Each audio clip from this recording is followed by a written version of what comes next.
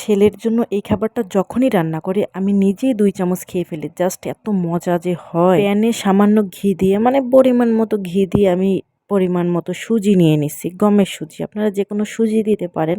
তারপর এটাকে ঘির মধ্যে একটু ভেজে নিছি।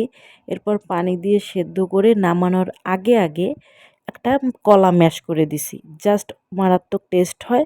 আর সামান্য লবণ তো রান্নাতে দিতে হয়। ১ বছর ওভার হয়ে গেলে তো লবণ পায়। মেইন ইনগ্রিডিয়েন্ট মেশানো হয় খাবার পরে, মানে রান্নাটা শেষ হওয়ার পরে। আমি বাদাম গুঁড়া মিশাই, তিসির গুঁড়া মিশাই আর সাদা তিলটা আমি এখানে মিক্স করে দিছি।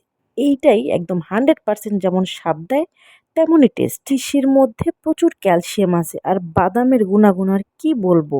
সাদা তিলও সেম। তো এই ৩ টা ইনগ্রিডিয়েন্ট মিলে খুব সুস্বাদু একটা খাবার হয়। বাচ্চাদের হেলথের জন্য খুব ভালো। আর কলা, ঘি, সুজি, সুজি তো কার্বোহাইড্রেটের কাজ করতেছে, কলা টেস্ট বাড়াচ্ছে, এতেও পুষ্টি আছে। আর ঘি, উফ 10 on 10।